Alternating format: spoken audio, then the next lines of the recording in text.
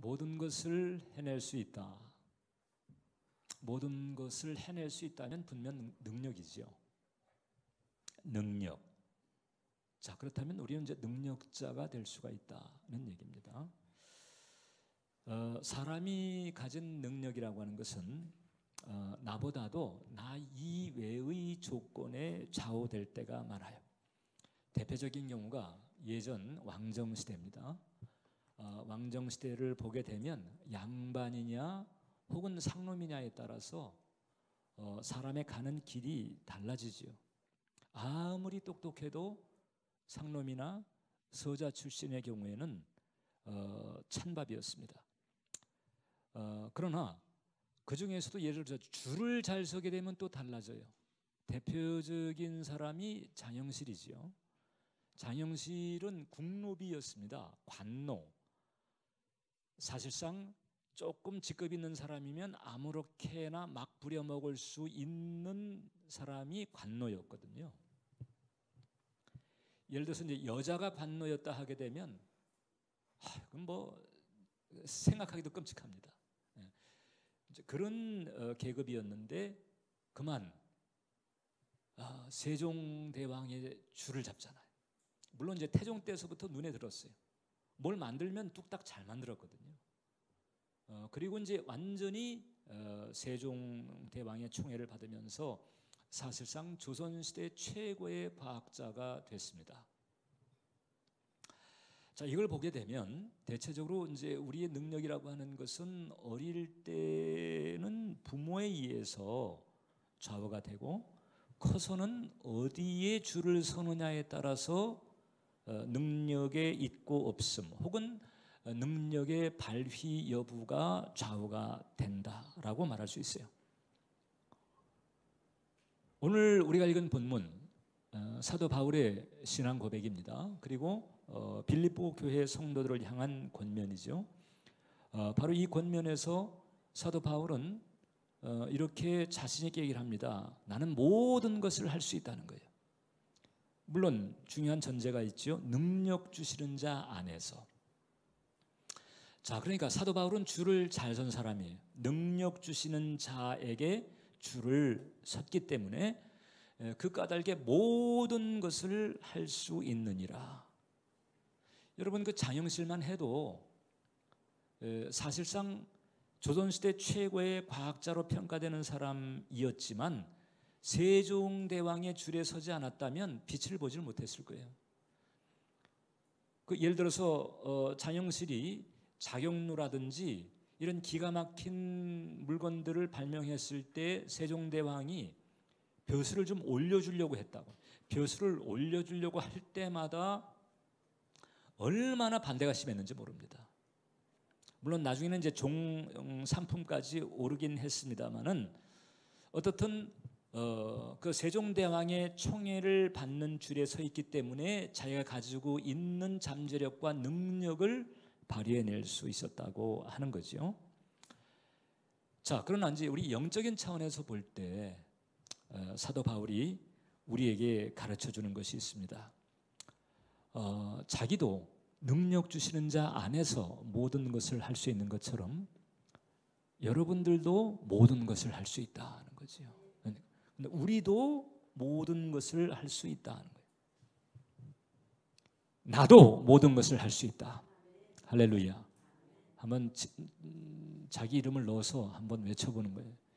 자, 시작하면 자기 이름을 넣어서 나는 이제 정재우도 모든 것을 할 수 있다 할 테니까. 자, 시작. 정재우도 모든 것을 할 수 있다. 한 번 더. 정재우도 모든 것을 할 수 있다. 모든 것을 해낼 수 있어요. 모든 것을 감당할 수 있고 모든 것을 돌파할 수 있다는 거죠. 어떨 때 이제 두 가지 전제 조건이 필요합니다. 첫 번째가 뭔가 하니 능력 주시는 자 안에 있을 때. 뭐 바울이 분명히 얘기를 했잖아요. 내게 능력 주시는 자 안에서 내가 모든 것을 할 수 있다. 자기 실력이 아닌 거예요. 자기 능력을 말하고 있는 게 아니에요. 능력 주시는 자 안에서 능력 주시는 자로 말미암아 모든 것을 해낼 수 있고 감당할 수 있고 돌파할 수 있고 성취할 수 있다는 거잖아요.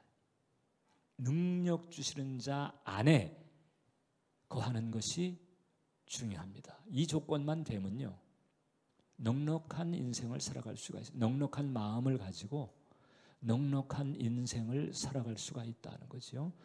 2명의 말단 직원이 있었어요. 큰 회사, 재벌 기업에 속한 큰 회사인데 2명의 말단 사원이 같은 부서에 배치가 됐어요. 근무 조건 똑같습니다. 인간 관계도 똑같습니다. 업무 환경도 같아요. 그런데 한 사람은 회장 아들이에요. 한 사람은 그냥 평사원이에요. 자, 그러면 두 사람 중에 누가 더 담대하며 배짱이 있을까? 말할 것도 없이 회장 아들일 것입니다. 왜냐하면 아버지가 오너예요. 이 재벌 기업의 아버지가 오너예요. 그리고 장차 이제 자기가 오너가 될 사람이에요. 그러니까 아무 배경 없는 일반 평사원하고는 벌써 가지는 마음 자체가 다르잖아요. 벌써 담대한 마음을 가지잖아요. 넉넉한 마음을 가지잖아요. 능력 주시는 자 하나님 안에 있을 때 우리 마음에서부터 벌써 이런 변화가 나와야 될 줄 믿습니다. 우리는 존재의 근본이 하나님께 있는 사람이에요. 우리는 우리 삶의 자원이 하나님께 있는 사람입니다. 그렇기 때문에 그 전능하신 창조자 하나님께서 내 아버지가 되신다는 것은 일반 재벌 기업의 회장이 아버지가 되는 거하고는 비교가 될 수가 없다. 할렐루야. 조그만 회사 사장의 아들이라도 배짱 있게 두려움 없이 거침없이 행동을 하잖아요. 아버지 믿고. 또 아버지가 그렇게 키워요. 기죽지 않게. 하나님께서 내 아버지 우리 아버지라면 기죽을 일이 없다고 하는 거지요. 그래서 모든 것을 해내는 이 축복은 마음 바탕에서부터 시작을 한다는 거잖아요. 능력 주시는 자 안에 거하면서 그 하나님 자녀로서 하나님 안에서 주어지는 그 믿음의 배짱, 이거로부터 시작이 된다고 하는 거죠. 그런데 우리가 교회를 다니면서도 사실 이런 대목에 대해서 실감을 하지 못할 때가 많이 있어요. 이런 사실, 즉 능력 주시는 자 안에 있다고 하는 사실이 가슴에 잘 와닿지 않는 거예요. 예수 믿고 구원받아서 내가 하나님의 자녀인 것은 틀림없는 것 같은데, 그런데 그 능력 주시는 자 하나님께서 나와 가까이 있다고 하는 사실을 실감을 못하죠. 그런 사람도 있고 똑같은 사람인데 또 그럴 때도 종종 있어요. 왜 그럴까? 왜 그럴까?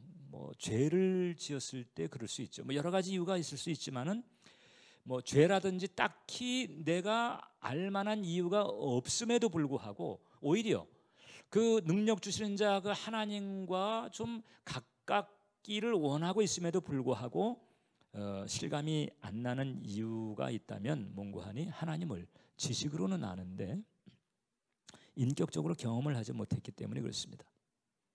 지식으로는 알아요. 습관으로도 알아요. 형식으로도 알아요. 그런데 실감을 못합니다.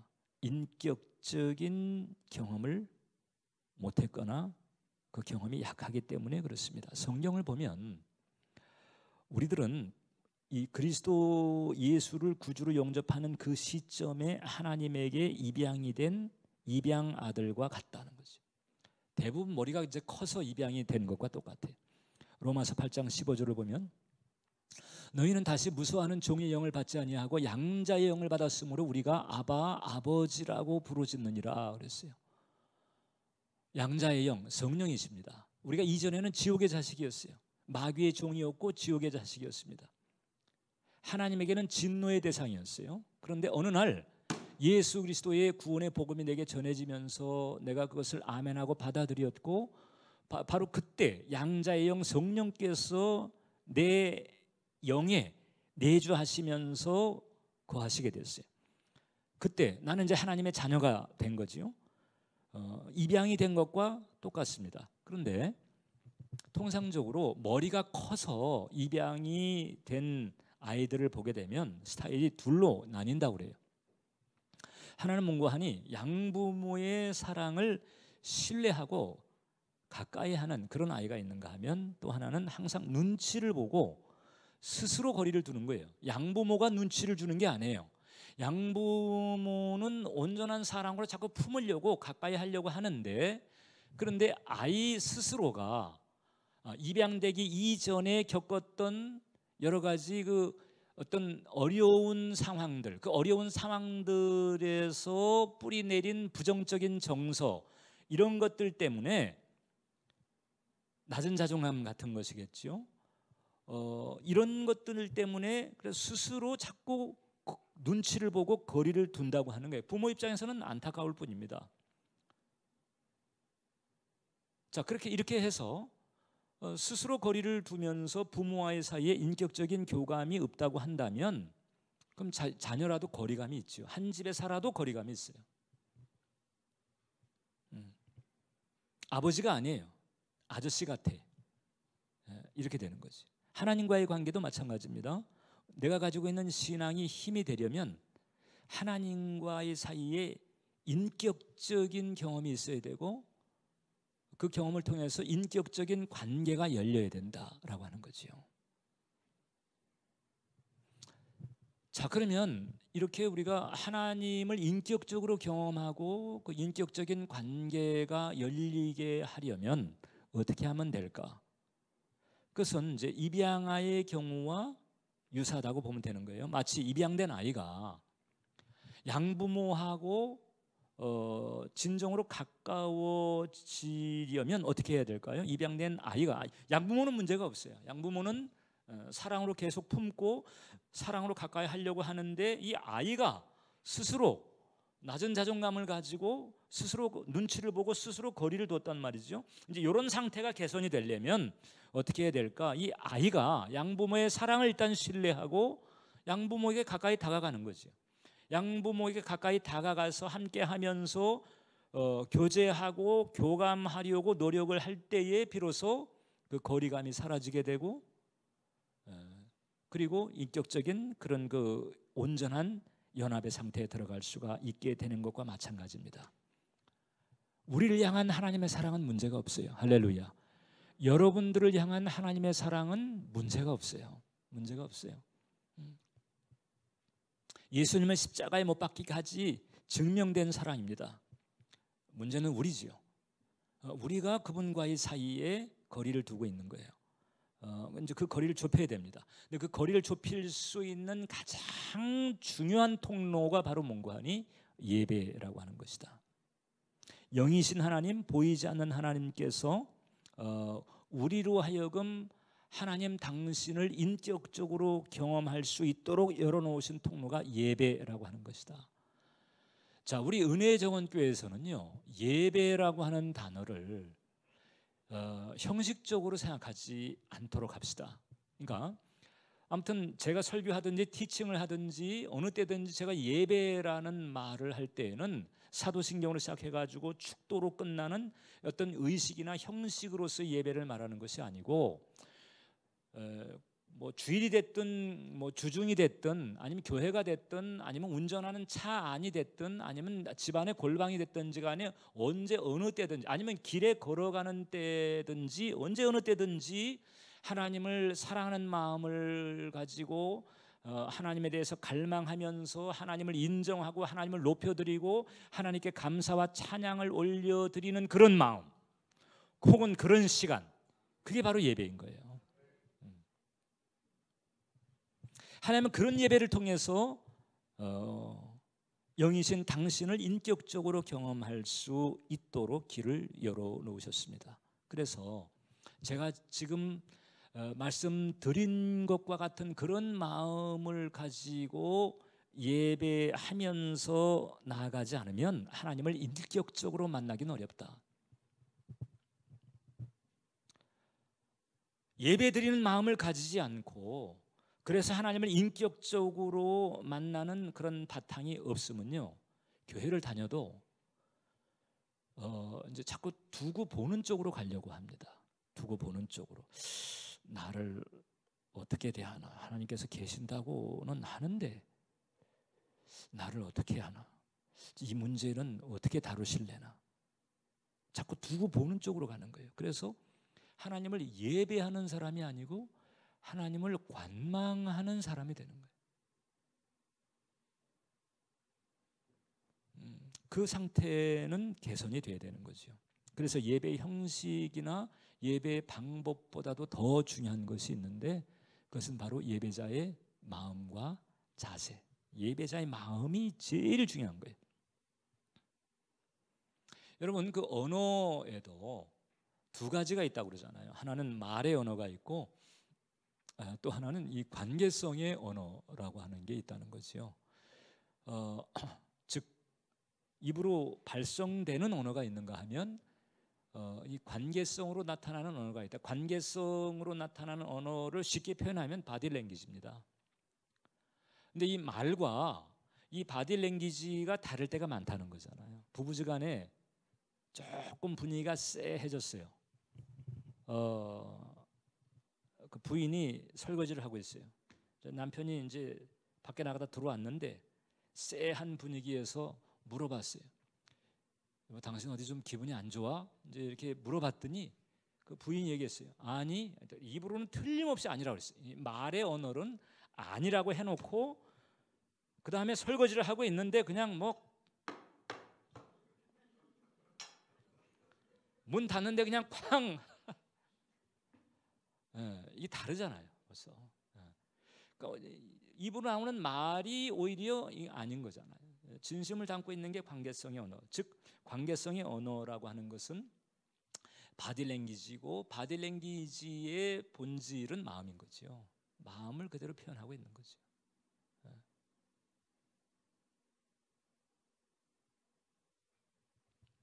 그렇기 때문에 마음의 문제, 예배도 마음의 문제, 마음이 실린 예배를 드리는 것이 중요하다라고 하는 거예요. 그렇다고 해서 이제 이런 것은 또 곤란해요.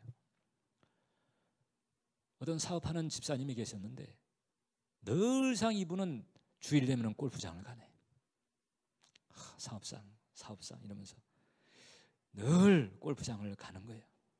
그러니까 이제 이 목사님이 신방을 해가지고 진지하게 그 집사님에게 이제 물었습니다. 집사님, 어떻게 주일에 교회는 안 오시고 이렇게 골프장에만 가시면 어떻게 합니까? 그랬더니 이제 이 교인이 오히려 그렇게 묻더라는 거예요. 목사님, 제가 한 가지 여쭤보겠습니다. 예배당에 앉아서 골프장 생각하는 게 낫습니까? 골프장 가서 예배당 생각하는 게 낫습니까?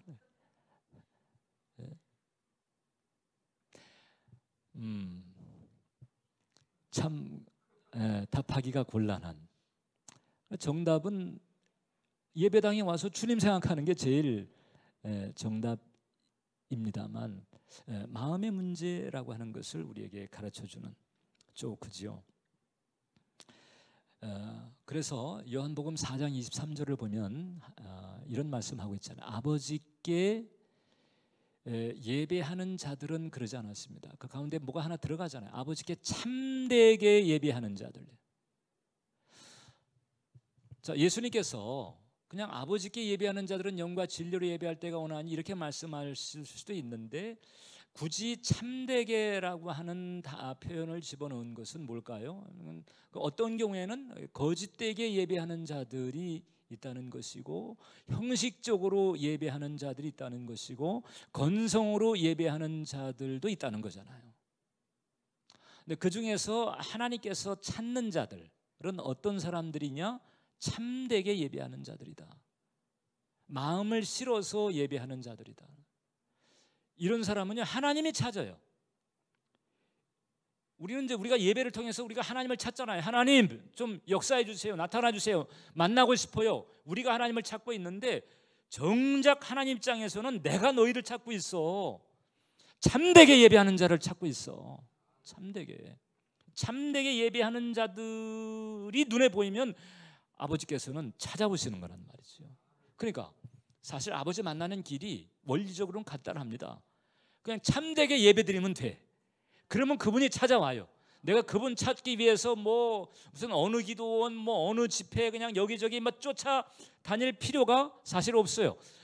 내가 하나님 만날 수 있는 길을 참되게 예배하기만 하면 골방에서도 찾아와 주시는 하나님 만날 수가 있고 차중에서도 찾아와 주시는 하나님 만날 수가 있고 참되게 예배하면.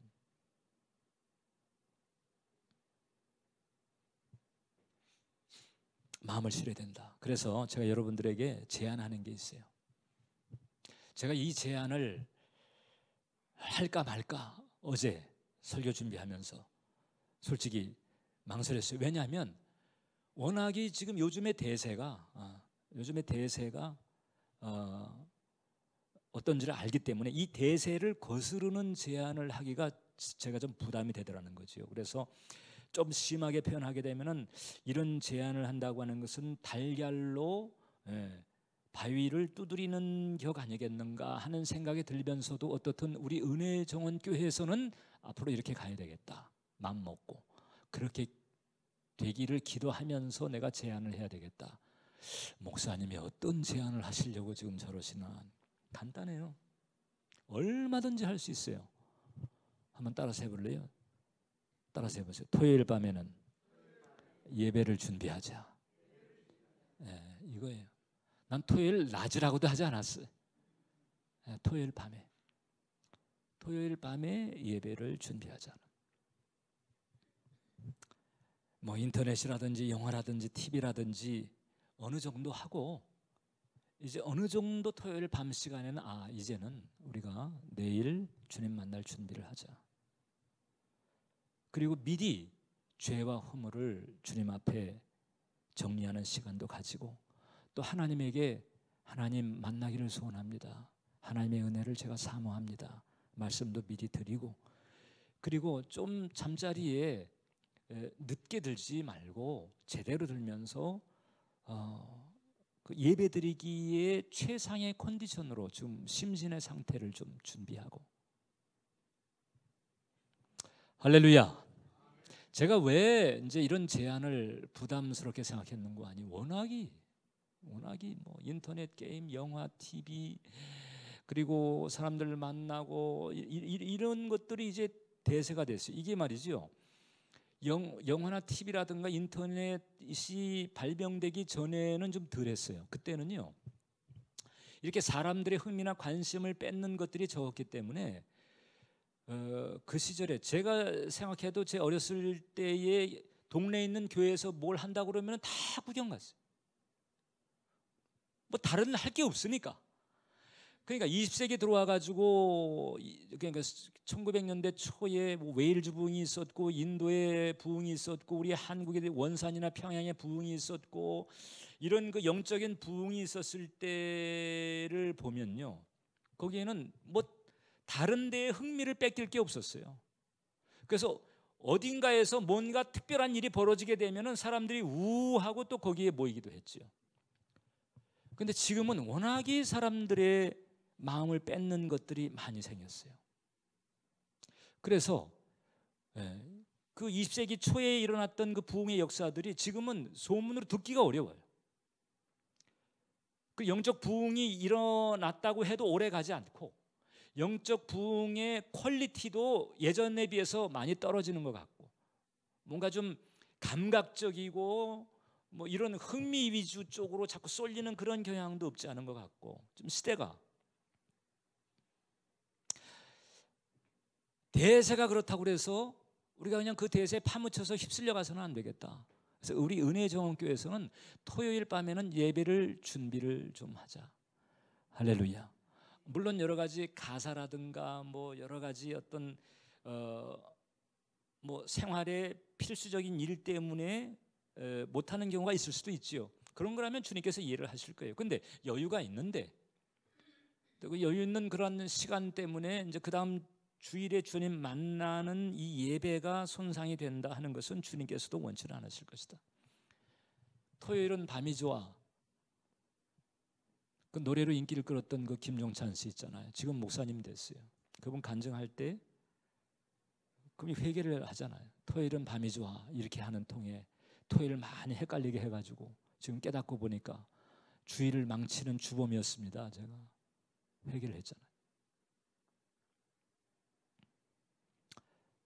토요일 밤에는 예배를 준비하시기를 바랍니다. 할렐루야.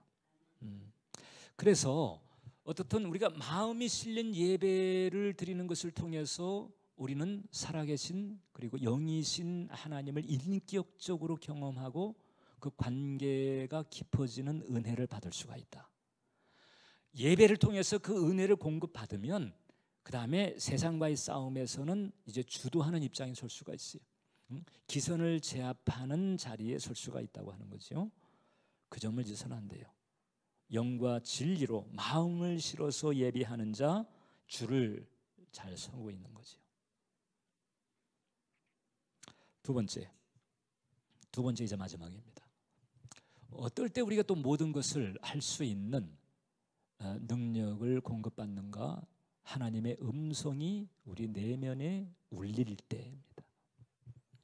자, 내가 하나님과의 인격적인 연합을 통해서 능력 주시는 자 안에 거해야 하고, 그 다음에 사실 능력 주시는 자 안에 거할 때에 부수되는 현상이기도 합니다만은 그 하나님의 음성이 나의 내면에 울려야 돼요. 하나님의 음성이 내면에 울린다고 하는 것은 나의 마음과 생각을 하나님의 음성이 장악한다는 것을 말합니다.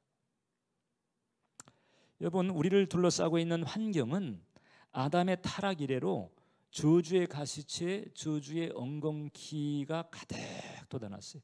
창세기 보게 되면 아담이 타락했을 때 하나님이 심판했잖아요. 땅이 너로 말미암아 저주를 받고, 땅이 저주를 받았어요. 그 땅에서 인간이 빚어졌잖아요. 물론 하나님의 생기가 부어졌지만 사실 인간은 땅에서 나온 존재예요. 근데 그 땅이 저주를 받았어요. 사람은 땅에서 나왔을 뿐만 아니라 땅에서 나는 것을 먹고 사는 존재잖아요. 자기 존재의 오리진이 땅에 있고, 그 다음에 생존하게 만드는 것들을 땅에서 얻는데 그 땅이 저주를 받았어요. 땅이 저주를 받으니까 땅이 저주를 뿜어내는 거죠. 수고하게 만들고 땀을 흘리게 만들고 힘겹게 만들고, 그게 바로 이제 저주의 가시 엉겅퀴가 돋아났다라고 하는 것이 사실상 의미하는 거잖아요. 그래서 사람들은 땅에서 삶을 살면서 끊임없이 땅이 뿜어내는 저주의 기운에 쇠이는 거예요. 그게 어떻게 나타나는가 하니 이제 저주의식으로 나타나죠. 저주의식의 대표적인 두 가지가 두려움이고 열등감입니다. 두려움이, 열등감이, 걱정, 근심에 자꾸 휘둘리고요. 그리고 그 부정적인 생각에 자꾸 깔아앉습니다. 그래서 이 두려움과 열등감이라고 하는 저주의식이 주는 치명타가 두 가지가 있는데, 잠재력을 마비시켜가지고 현재를 망가지게 하지요.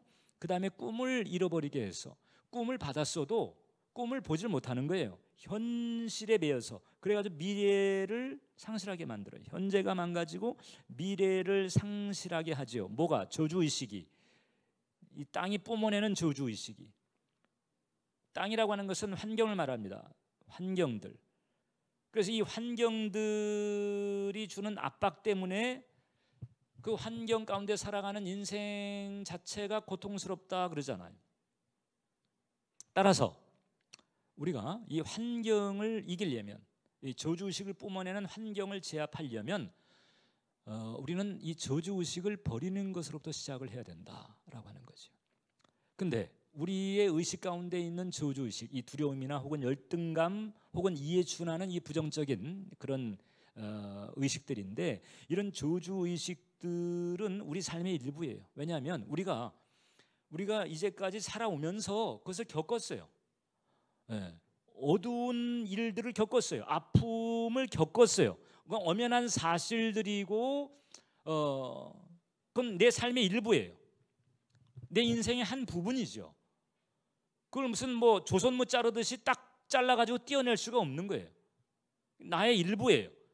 그렇기 때문에 사실 그런 그 과거의 어떤 어려움들 혹은 상처, 쓰라리고 아픈 사건들, 이제 그게 결국 저주의식을 가지게 만들고 거의 두려움과 열등감으로 계속 내 삶을 계속 가라앉게 만드는 것들인데, 이런 것들이 그냥 내가 나 이런 생각 안 할래, 이렇게 내가 이렇게 맘먹는다고 그게 사라지는 것들이 아니란 말이죠. 그럼 어떻게 하면 그런 것들을 버릴 수가 있을까? 다른 것으로 채워야 되는 거예요. 그래서 우리는 이 두 가지를 일단 기억을 해야 됩니다. 자, 우리는 환경에 줄 선 것이 아니고 능력 주시는 하나님에게 줄을 섰다. 할렐루야. 그러니까 환경에 귀를 기울이지 말고 하나님에게 귀를 기울여야 된다. 따라서 두 종류의 소리가 있는 거예요. 두 종류의 소리. 두 종류의 소리. 하나는 몽고하니 환경의 소리가 있고, 하나님은 하나님의 음성이 있다. 환경이 주는 소리가 있어요. 이 환경은 얘기했죠. 아담의 타락 때서부터 저주에 물들었어요. 대부분 저주의식을 가지게 합니다. 대부분 두렵게 만들고, 대부분 열등감을 가지게 만들고, 걱정 근심하게 만들고, 깔아앉게 만들고. 환경의 소리예요. 절망이야, 끝났어, 이거 뭐 되겠어, 어려울 거야, 이게 환경의 소리예요.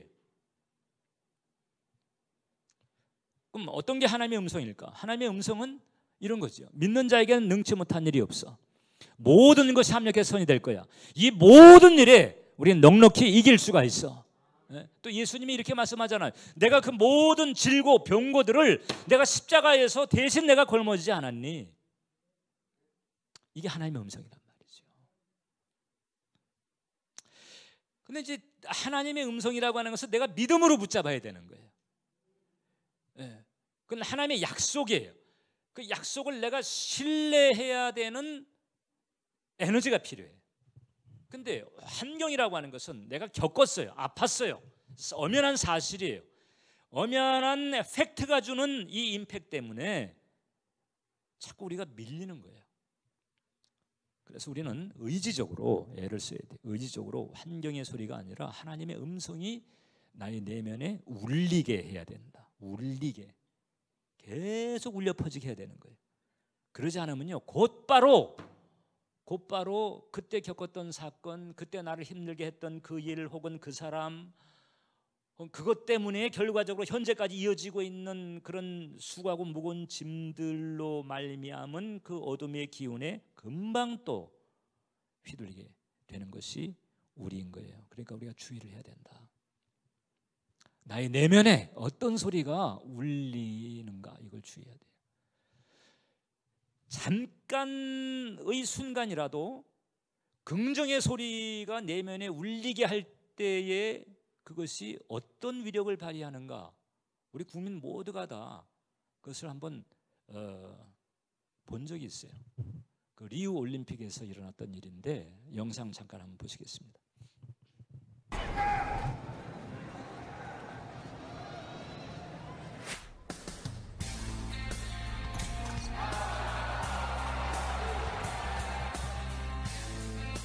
박상현 선수가 9대 13으로 뒤지고 있을 때였어요. 결승전에서.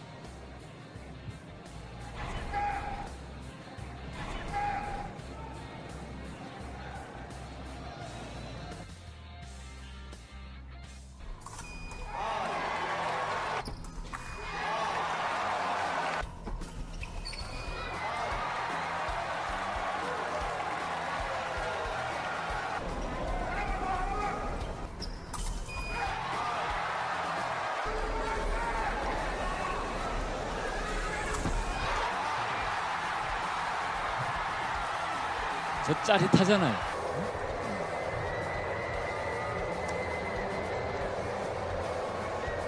자, 상대방 랭킹이 더 높아요. 그리고 이제 9대 13으로 뒤지고 있었어요. 그때 이제 누군가가 할 수 있다 외친 거예요. 그 상황에 할 수 있다. 그러니까 그걸 받았어요. 그리고 자기가 입으로 대낸 거예요. 할 수 있다, 할 수 있다, 할 수 있다.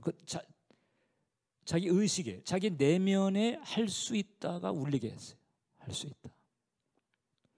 상식적으로는 지금 이제 깔아앉고 이제 뒤집기 시간도 얼마 안 남았고 점수도 그렇고 상대방 실력도 그렇고 이건 뭐. 근데 누군가 할 수 있다 던졌고 그걸 받아서 자기 내면에 울리게 해서 할 수 있다, 할 수 있다, 할 수 있다. 그리고 뒤집어 버렸어요. 이를테면 제가 여러분들에게 할 수 있다 이렇게 얘기한 것과 똑같아. 여러분들이 인생의 싸움장에서 과거와 씨름하고 있든 혹은 문제와 지금 씨름하고 있든 뭐와 씨름하고 있든지 간에 그 씨름하고 있는 대결하고 있는 현장에서 애를 쓰고 있는 여러분들에게 저는 이를테면 할 수 있어 이렇게 얘기를 한 것이고, 이제 그걸 여러분들이 받아서 저 친구처럼 할 수 있다, 내면의 소리. 이제 그 사람은 그냥 할 수 있다라고 얘기하지만 저는 여러분들에게 진리를 전하는 거잖아요. 하나님의 약속을 전하는 거잖아요. 하나님 말씀을 전하는 거잖아요. 그래서 하나님의 음성이 내면에 울리게 할 때 그냥 긍정적인 단 한마디라도 저렇게 상황을 뒤집게 할 수 있다면 하나님의 음성이 내 안에 울리게 할 때 어떤 일이 일어날까 하는 거예요. 여호수아가 모세의 뒤를 이어서 지도자가 됐을 때 당연히 여호수아의 마음속에는 두려움이 생기지요. 야, 이거 모세의 후계자야 내가. 아니 저 사람들을 끌고 내가 가나안 땅에 그것도 전쟁을 치러. 하나님께서 여호수아의 연약함을 보신 거예요. 그래서 이제 강하고 담대하라 이렇게 했잖아요. 그리고는 그 다음에 특별 지시를 합니다. 여호수아서 1장 8절인데 이 율법책을 내 입에서 떠나지 말게 하며 주야로 그것을 묵상하. 입에서 떠나지 말게 하라는 거잖아요. 조금 전에 그 박사형 그 친구가 할 수 있다, 할 수 있다, 할 수 있다. 지금 하나님께서 여호수아에게 이를테면 그런 얘기 하는 거죠. 내게 능력 주시는 자에서 내가 모든 것을 할 수 있다. 그걸 입에서 떠나지 말게 하라는 거예요. 마음에 울리게 하라는 거죠. 주야로 그것을 묵상하여 그 안에 기록된 대로 다치게 행하라. 그리하면 내 길이 평탄하게 될 것이며 내가 형통하리라. 내 길이 평탄하고 내가 형통하리라 하는 이런 약속은 모세도 못 받은 약속이잖아요. 내면에 울리게. 자, 그래서 이제 묵상이라고 하는 단어가 나오잖아. 아, 목사님 또 묵상 말씀하시네. 뭐 저는 말할 수밖에 없어요. 이것이 여러분들의 그 내면에 깊이 정착이 되기까지 저는 여러분들에게 이것을 권할 수밖에 없다. 성경 읽기하고 묵상하고 다르다고 그랬잖아요. 성경 읽기는 그냥 읽어내는 것으로 읽어냈어. 오늘 뭐 분량 읽어냈어. 아니면은 읽어가지고 성경 말씀에 이런 게 있구나 지식으로 끝날 수 있어요. 묵상이라고 하는 것은 성경 말씀이 지식으로 끝나는 게 아니고 내면에 울리는 음성이 되게 만드는 거예요. 계속 그걸 생각하고 거기에 생각을 모으니까 생각의 초점을 거기에 두니까 그러니까 내면에 울리는 음성이 되게 만드는 것이고, 그래서 하나님의 말씀이 내면에 울리는 음성이 될 때에 그 과정에서 어느덧 지식에서 인격으로 우리를 가게 만든다. 그래서 성경 읽기를 통해서는요, 잘 들으세요. 성경 읽기를 통해서는 주어진 말씀을 대하는 거잖아요. 근데 묵상을 하면서 우리는 어떻게 되는고 하니 그 말씀을 주신 분하고 만나게 되는 거예요. 네? 말씀을 주신 분. 그래서 묵상하지 않으면 신앙생활은 힘이 나기가 힘들다. 네? 묵상을 하지 않으면 자꾸 환경에 자꾸 밀리기가 쉽다 이거잖아요. 주어진 말씀의 수준에서 말씀을 주신 분과 인격적으로 소통하는 이런 차원으로 가야 된다는 거죠.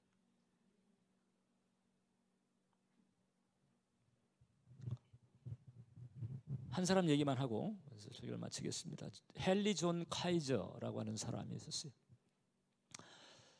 1982년에 태어나서 1967년에 소천하신 저분, 미국의 유명한 사업가입니다. 위키피디아에 보면 저분을 이렇게 소개합니다. The father of modern American shipbuilding. 그러니까 현대 미국 조선업의 대부로 2차 대전 때 막 독일 유보트에 의해서 막 그 수송선이라든가 전함이 막 깨질 때 그때 파괴되는 선박보다도 더 빠른 속도로 선박을 건조해가지고 계속 공급을 하면서 군인은 아니었지만 2차 대전을 승전으로 이끌었던 아주 중요한 인물이었어요. 저분이 이제 어떻게 그렇게 빠른 속도로 선박을 그 이전에는 선박 건조가 느렸단 말이죠. 그러니까 저분 때문에 선박 건조가 확 빨라졌어요.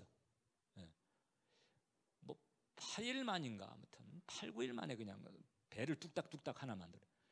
그럼 이제 어떻게 그렇게 빨라졌을까? 배 만드는 건조 작업이 달라졌어요. 전에는 그냥 배를 정상적으로 세워놓고 틀을 이렇게 해놓고 그 다음에 밑에 들어가가지고 용접을 하고 이러면서 그냥 번거롭고 그 다음에 더디고 이랬는데 이분은 어떻게 했는고 하니?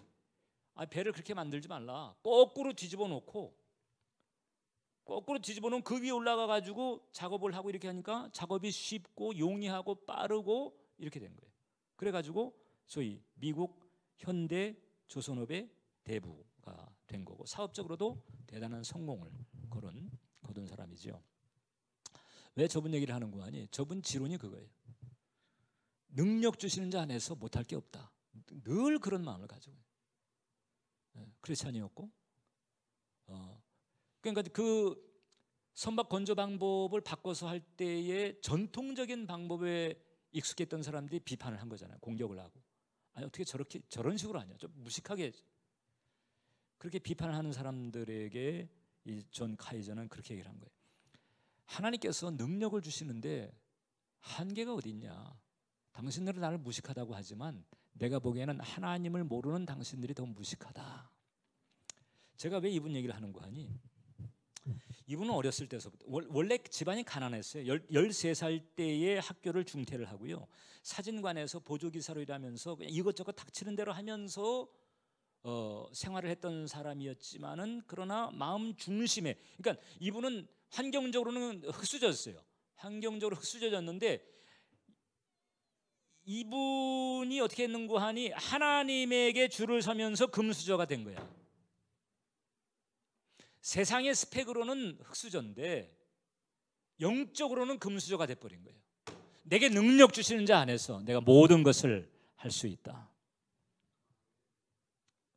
그래가지고 계속해서 성장 과정에서도 예수님께서 항상 나와 함께 하시고 지켜주시는데 내가 못할 게 뭐냐, 이런 마음을 가지고. 그러다 보니까 하나님께서 그에게 아이디어를 주시고 지혜를 주시고 손으로 하는 것마다 잘 되는 거예요. 흙수저 환경에서 하나님 의지하면서 손을 대는 것마다 하나님께서 아이디어를 주시고 이렇게 하니까 치고 나가는 거죠. 그래서 결국 자기가 믿고 의지했던 대로 그렇게 된 거예요. 능력 주시는 자 안에서 예수님께서 나와 함께 하시는데 못할 게 뭐냐, 못할 게 없는 삶을 저분 나름대로 저분에게 주어진 환경에서 살아갔다는 거죠. 두 가지입니다.